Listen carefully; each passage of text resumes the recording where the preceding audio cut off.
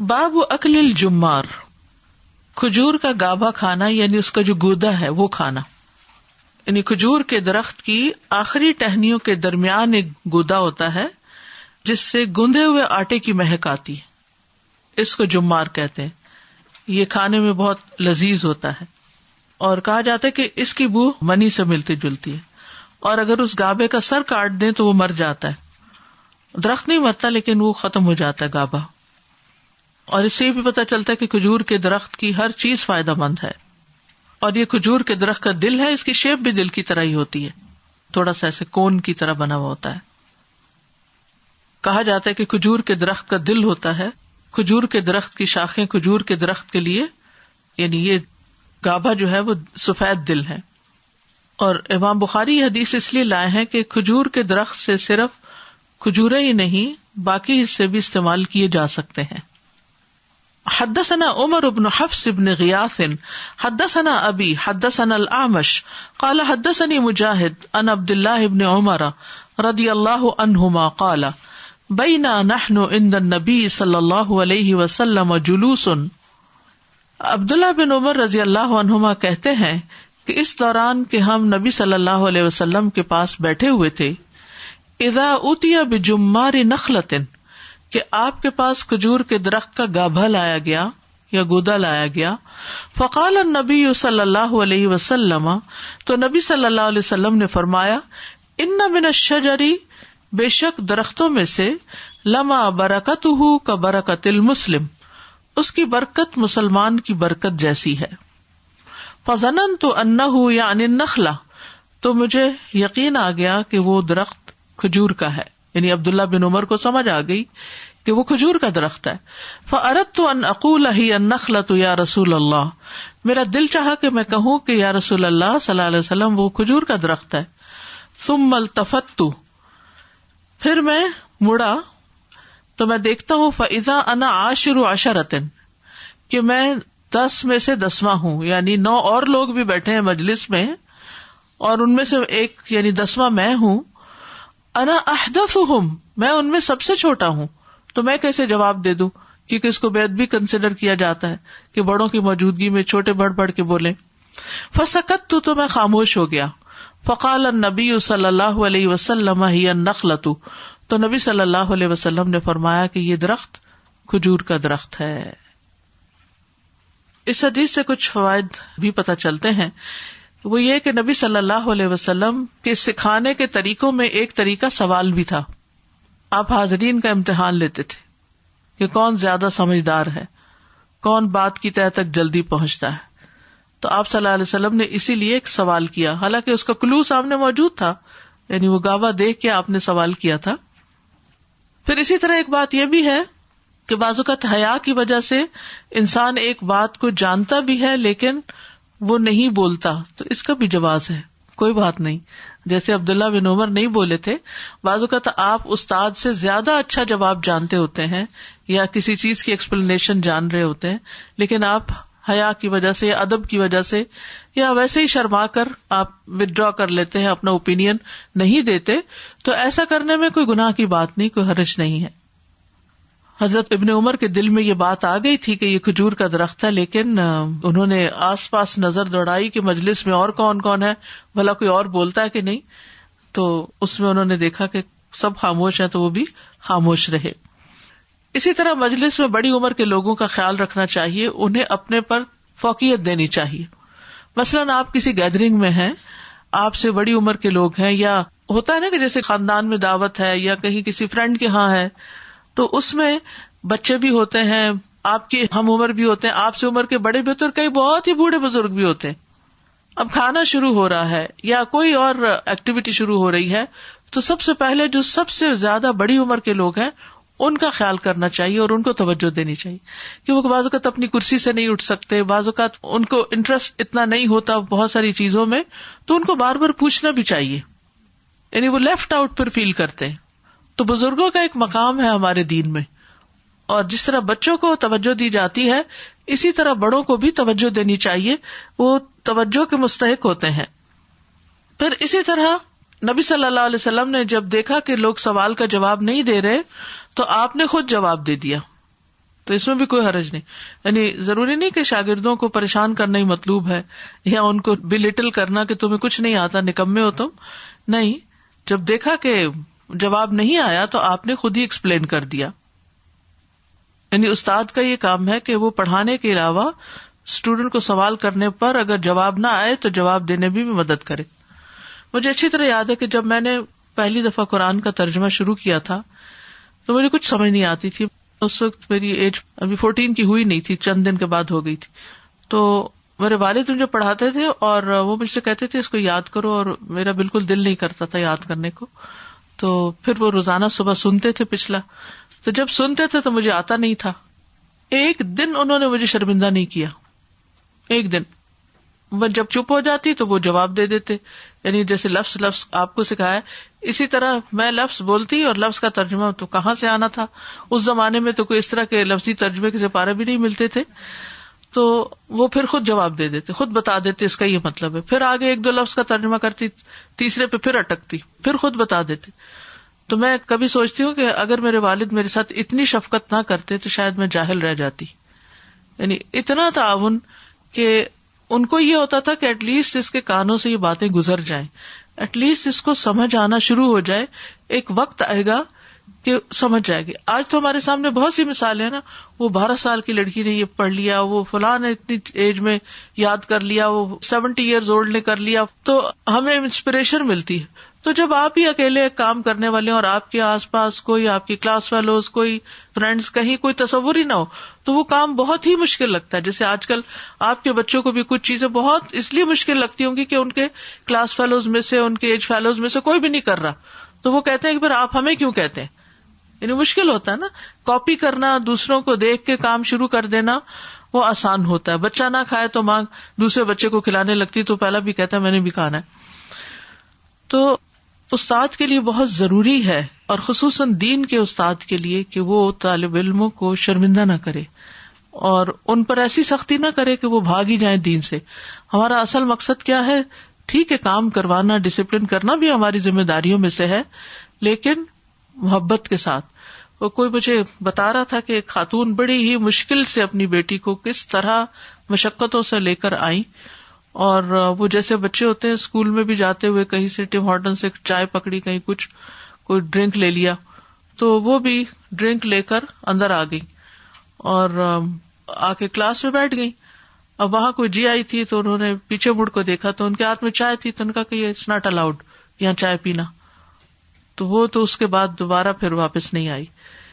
کیونکہ بعض اوقات آپ کو نہیں پتا ہوتا کہ ماں باپ کتنے خوشامدوں کے ساتھ اور کتنی مشقتوں کے ساتھ کسی کو لے کر آتے ہیں، اور ہم یہاں اپنی ان اسٹرکٹ پالیسیز کو جو خود ہمیں اپنے اوپر اپلائی کرنی چاہیے، ہم ہر نیو کمر کے ساتھ بھی اپلائی کرنا شروع کر دیتے ہیں. ٹھیک ہے، نہیں کھانا چاہیے مسجد میں، نہیں کھانا چاہیے کلاس میں، لیکن بعض اوقات بچے یا کوئی نیا، آپ کو حال حلیے سے بھی پتہ چل رہا ہے کہ ایک شخص جس نے سر بھی نہیں کور کیا ہوا، جس کو بیٹھنے کا طریقہ بھی نہیں آتا، وہ ٹانگیں پھیلا کے بیٹھا ہوا ہے، وہ بالکل کیجول سٹائل میں بیٹھا ہوا، تو آپ دیکھ کے سمجھ رہے ہیں کہ وہ زبردستی لایا گیا ہے. اس کو تو اور پیار دینا ہے، نہ کہ وہاں ہم اپنے رولز بتانا شروع کر دیں کہ یہاں یہ نہیں ہو سکتا اور وہ نہیں ہو سکتا. تو اس طرح لوگوں کو بھگانے کا کام نہ کریں، محبت اور شفقت کے ساتھ.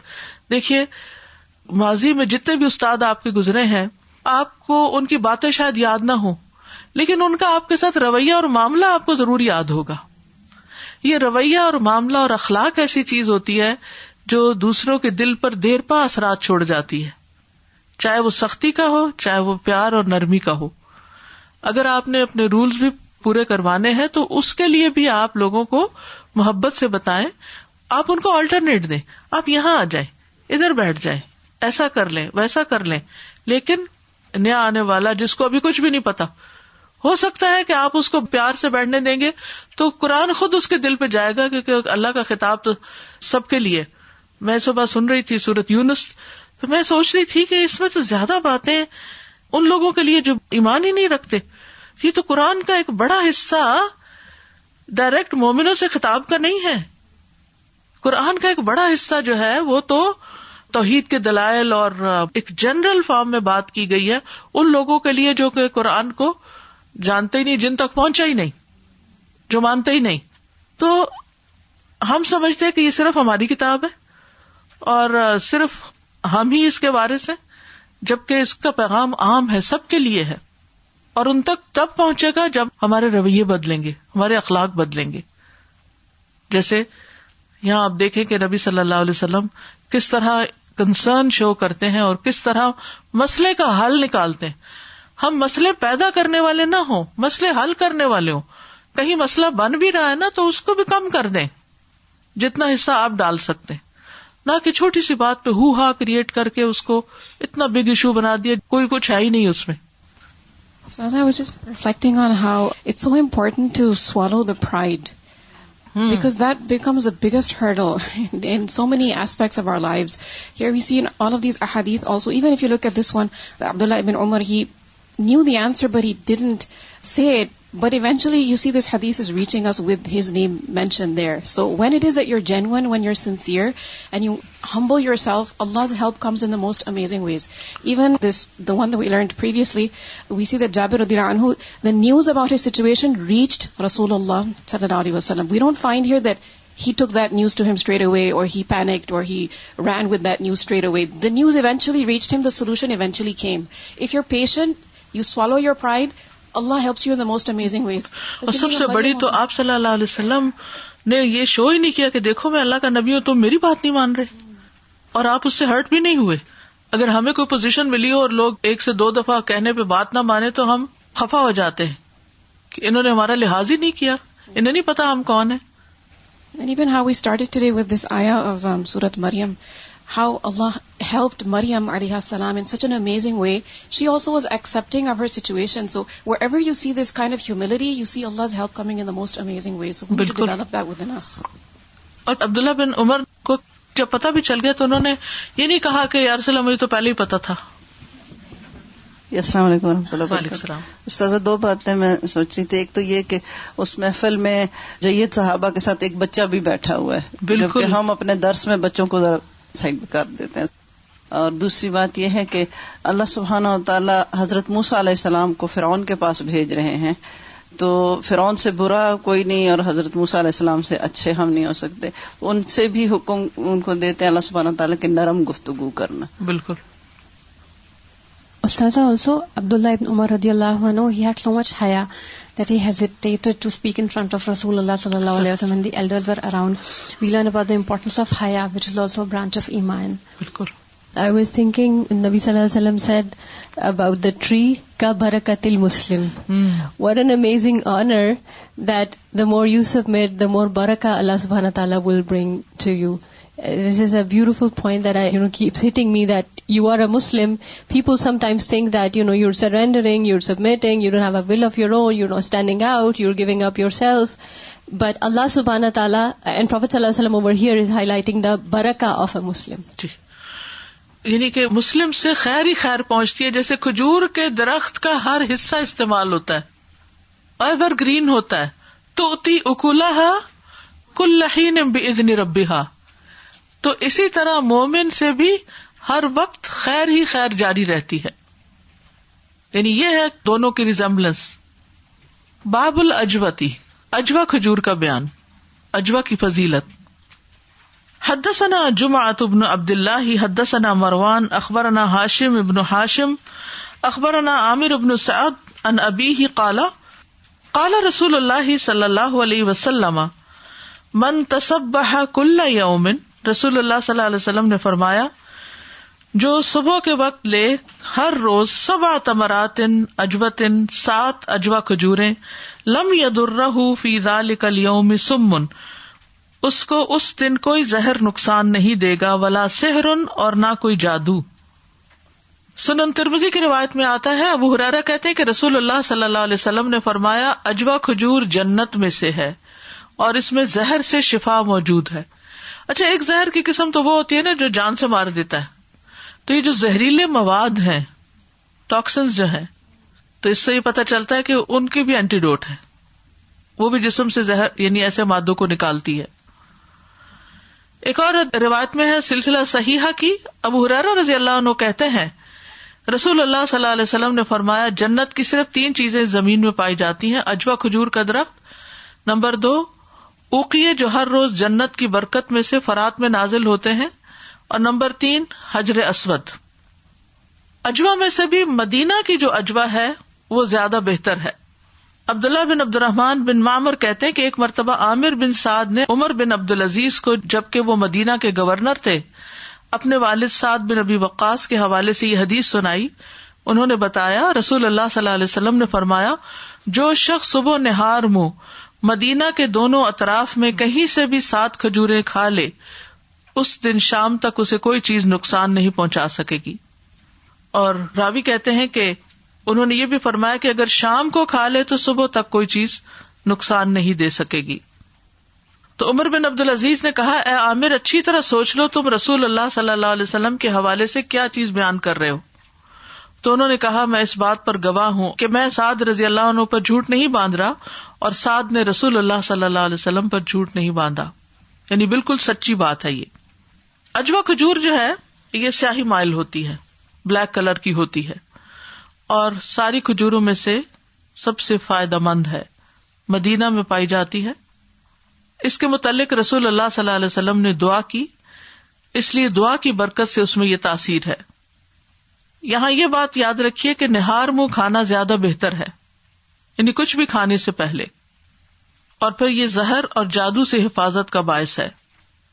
یعنی اگر کسی کو کوئی سانپ بچھو وغیرہ بھی کاٹ لے یا جادوگر اس پہ جادو کر دے تو وہ چیز اس کو نہیں اثر کرے گی.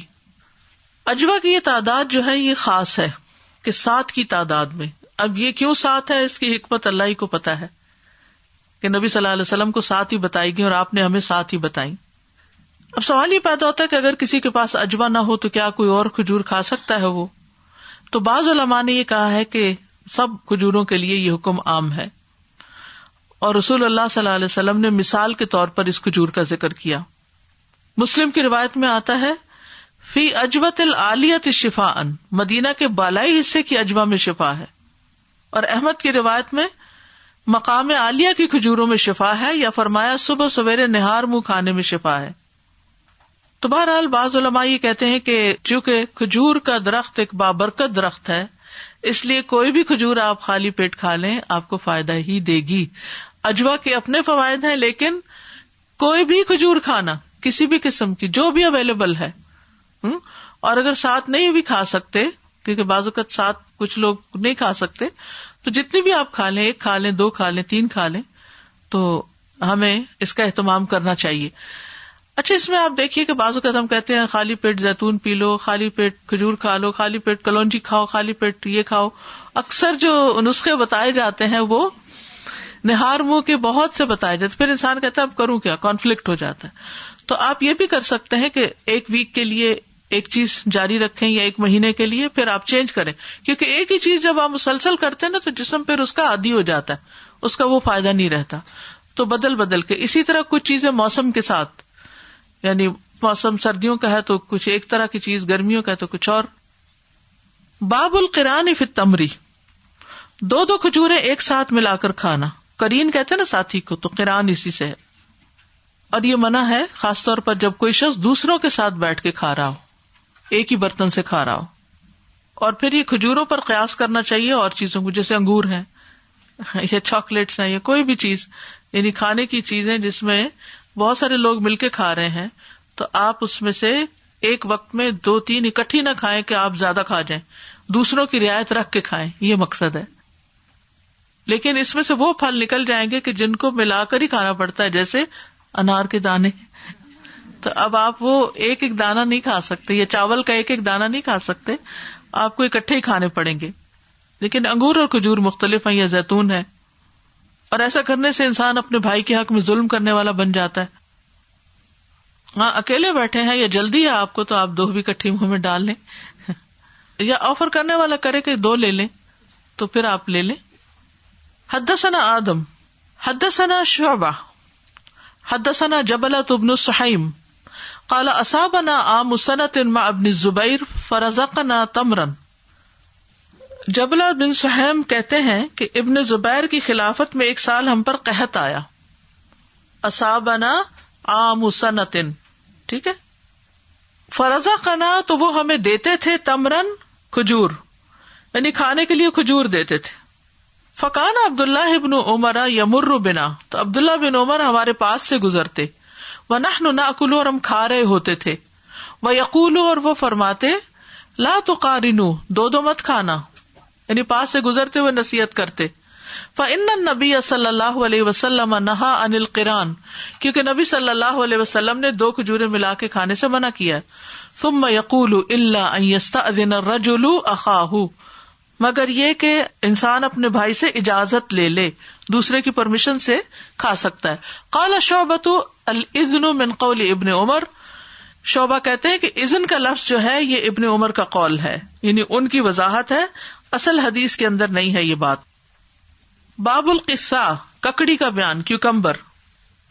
حدثني اسماعیل بن عبد الله قال حدثني ابراہیم بن سعد عن ابيه قال سمعت عبد الله بن جعفر قال رأيت النبي صلی اللہ علیہ وسلم يأكل الرطب بالقثاء. سعد اپنے والد سے روایت کرتے، وہ کہتے ہیں کہ میں نے عبداللہ بن جعفر کو سنا کہ وہ کہتے ہیں کہ میں نے دیکھا نبی صلی اللہ علیہ وسلم کو کہ آپ ککڑی کے ساتھ تازہ کھجوریں کھا رہے تھے، یا تازہ کھجوروں کے ساتھ ککڑی کھا رہے تھے، یعنی کھجور اور ککڑی ملا کے کھا رہے تھے، مکس کر کے. اور اس میں وہ حدیث پہلے بھی گزر چکی ہے کہ حضرت عائشہ جو تھی وہ دبلی پتلی تھی، ان کی والدہ ان کی رخصتی کرنا چاہتی تھی، تو وہ چاہتی تھی کہ یہ ذرا موٹی ہو جائے، تو انہوں نے پھر ان کو تازہ کھجوریں ککڑی کے ساتھ ملا کے کھانے کو دی، تو ان کا دبلا پن جاتا رہا. مقصد یہاں یہ حدیث لانے کا کیا ہے کہ دو چیزیں ملا کے کھائی جا سکتی ہیں. آپ فروٹ چاٹ بنانا چاہیں تو شوق سے بنائیے، یعنی بعض لوگ ان چیزوں پر اعتراض شروع کر دیتے ہیں، ہر چیز اکٹھی کر لی ہے، ٹو مچ کر دیا ہے، یہ بھی ڈال دیا وہ بھی ڈال دیا. کوئی حرج نہیں، اگر کسی کو سوٹ کرتا ہے تو کھانے میں سہولت آ جاتی ہے. ورنہ بچوں کو اگر آپ فروٹ کاٹ کے نہیں دیں، بڑے بچوں کو بھی نہیں کاٹ کے دیں تو فروٹ خراب ہو جائے گا، لیکن کوئی کھائے گا نہیں گھر میں. تو اس کا پھر حل یہی نکالا جاتا ہے کہ تھوڑا بہت اس کو چٹپٹا بنا کر کے لا دیا جائے. یہ ویجی اور فروٹ دونوں ہیں، صرف فروٹس بھی نہیں، ویجی اور فروٹس بھی ملا کے. باب برکت النخل، کھجور کے درخت کی برکت. حدثنا ابو نعیم حدثنا محمد بن طلحة عن زبید عن مجاہد قال سمعت ابن عمر عن النبی صلی اللہ علیہ وسلم قال ان من الشجر شجرۃ. ابن عمر کہتے ہیں کہ نبی صلی اللہ علیہ وسلم نے فرمایا کہ درختوں میں سے ایک درخت ہے، تکون مثل المسلم، وہ مسلمان کی طرح ہوتا ہے، وہی النخلۃ، اور وہ کھجور کا درخت ہے. مسلم از لائک ڈیٹ پام. ایک اور روایت ہے صحیح بخاری کی، اس میں آتا ہے کہ رسول اللہ صلی اللہ علیہ وسلم نے فرمایا درختوں میں سے ایک درخت ہے جس کے پتے نہیں جھڑتے، اس کی مثال مسلمان جیسی ہے. بتاؤ وہ کون سا درخت ہے؟ تو لوگ جنگلی درختوں کی سوچ میں پڑ گئے، اور میرے دل میں خیال آیا کہ میں بتا دوں کہ کھجور کا درخت ہے. عبداللہ کہتے پھر مجھے شرم آ گئی. تو انہوں نے یہ بات پھر اپنے والد کو بتائی تھی. تو حضرت عمر نے کہا اگر تم اس وقت کہہ دیتے تو میرے لیے بہت بڑی قیمتی سرمایہ سے بھی زیادہ محبوب ہوتا. تو مسلمان اور کھجور کے درخت میں جو مماثلت ہے، اس میں کیا کیا مماثلت ہے؟ قرآن میں کھجور کے درخت کی مثال بھی دی گئی ہے. الم تر کیف ضرب اللہ مثلا کلمۃ طیبۃ کشجرۃ طیبۃ اصلها ثابت وفرعها فی السماء. اصلها ثابت قدمی، فرعها فی السماء بلندی، ٹھیک ہے. تؤتی اکلها کل حین باذن ربها، ہمیشہ فائدہ مند ہونا. کھجور کا درخت آسانی سے لگ جاتا ہے، تو مومن بھی آسانیاں دینے والا ہوتا ہے، مشکلیں نہیں کھڑی کرتا، فائدہ دیتا ہے، نقصان نہیں دیتا. کھجور کا درخت پتے نہیں جھڑتے کہ آپ کو سمیٹنے پڑے، لیتا کچھ نہیں، کچھ نہ کچھ دیتا ہے. اس کو اتنا بہت پانی نہیں دینا پڑتا، صحرا میں بھی اگ جاتا ہے، سیلف سفیشینٹ ہوتا ہے. لیتا بھی ہے تو بہت کم، یعنی اس کی اتنی رکھوالی دیکھ بھال نہیں کرنی پڑتی. پھر اسی طرح مسلمان بھی کھجور کے درخت کی طرح محسن ہے، کسی کو دیتا ہے تو بدلہ اور شکر گزاری نہیں چاہتا، اس سے فائدے اور بھلائی ہی کی امید ہوتی ہے، جیسے درخت سے پھلوں کی امید ہوتی ہے. کھجور کے درخت میں مضبوطی ہوتی ہے، آندیاں اس کو ہلا نہیں سکتی. جیسے دوسرے درخت ٹوٹ جاتے ہیں، گر جاتے ہیں، تو تیز و تند آندیاں اس کو نقصان نہیں دے پاتی. پھر اسی طرح اس کا تنا اسٹریٹ ہوتا ہے، تھوڑا بہت کبھی جھکاؤ ہوتا ہے لیکن سیدھا جاتا ہے. عام طور پر پھر کیا ہوتا ہے، دوسرے درختوں میں شاخیں نکل کے اوپر پھیلاؤ زیادہ ہو جاتا ہے، تو یہ سیدھا سیدھا رہتا ہے. مومن بھی اپنے دین میں مضبوط ہوتا ہے، اسٹریٹ ہوتا ہے. کھجور کا ہر جز مفید ہوتا ہے، پھل سے فائدہ اٹھایا جاتا ہے، شاخوں سے، پتوں سے کئی چیزیں بنائی جاتی، پنکھے بنتے ہیں، چنگیر بنتی ہے، اور بھی کئی چیزیں. کعبے سے بھی فائدہ اٹھایا جاتا ہے. گٹلیاں جانوروں کا چارہ بنتی ہیں، اور اجوا کی گٹلیاں تو دل کی بند رگیں کھولتی ہیں. اس کی مونج سے رسیاں بنائی جاتی ہیں، اور بھی کئی چیزیں. تو مسلمان کا بھی ہر قول اور فعل مفید ہوتا ہے، اس کی بات سے فائدہ اٹھایا جاتا ہے، اس کی چال ڈھال سے بھی لوگ سیکھتے ہیں، اس کے لباس سے، اس کے قد و قامت سے، اس کے کاموں اور اس کے حالات سے، اس کی زبان سے، اس کے ہاتھ سے، اس کی سوچ سے. تو کھجور کے درخت زندگی اور موت دونوں میں فائدہ مند ہوتے ہیں. ٹھیک ہے، سچے مسلمان کی زندگی اور موت دونوں ہی فائدہ مند ہوتی ہیں، جہان والوں کے لیے خیر و برکت کا باعث ہوتی ہیں. زندہ رہتا ہے تو لوگوں کو فائدہ پہنچاتا ہے، تعلیم دیتا ہے، ان کی رہنمائی کرتا ہے، ان کے حقوق ادا کرتا ہے، ان کے فائدوں کے لیے بھاگ دوڑ کرتا ہے، نیکی اور تقوی پر ان کی مدد کرتا ہے، اور مرنے کے بعد نیک کردار بابرکت آثار چھوڑ جاتا ہے. کھجور کے درخت کے پتے نہیں جھڑتے، تمام حالات میں اس کی برکت اور خیر جاری رہتی ہے. کچی کھجور، تازہ کھجور، چھہارے، ہر قسم کی کھجور سے فائدہ اٹھاتے. گرین کھجور کا بھی دیکھیے جس کا اچار بنتا ہے، بہت ہی لذیذ ہوتا ہے وہ اچار. اس کی شکل بھی تھوڑی زیتون سے بھی ملتی جلتی ہوتی ہے. پھر ہر زمانے اور ہر وقت میں کھایا جانے والا پھل ہے، دنیا کے ہر حصے میں کھایا جانے والا پھل ہے. کھجور میٹھی ہی ہوتی ہے، کچی بھی ہو تو مٹھاس ہی اس میں ہوتی ہے. مومن بھی ہمیشہ میٹھا ہوتا ہے، اس کی بات میں مٹھاس ہوتی ہے. السلام علیکم. میں نے پوچھنا تھا کہ جو 7 اجوا نہار پیٹ کھانی ہے، یہ آپ نبیز بنا کے بھی لے سکتے ہیں یا اس کو ایسے ہی کھانے چاہیے را فارم میں؟ کھانے کو کہا گیا لیکن نبیز بھی بنا سکتے ہیں کیونکہ اندر ہی جانی ہے نا. سازا ککڑی کیا؟ ککڑی وہ پتلی ہوتی ہے نا ذرا، کھیرا. لیکن ہم تو ککڑی کسی اور چیز کو کہتے ہیں. کس کو کہتے ہیں؟ ہنی ڈو کو، وہ چیز کو کہتے ہیں ککڑی. نہیں، یہ ککڑی ہے، وہ کھکھڑی ہوتا ہے. کاف اور کھا کا فرق ہے. اوکے، جزاکم اللہ خیرا. سبحانک اللہم و بحمدک، اشہد ان لا الہ الا انت، استغفرک و اتوب الیک. السلام علیکم و رحمۃ اللہ وبرکاتہ.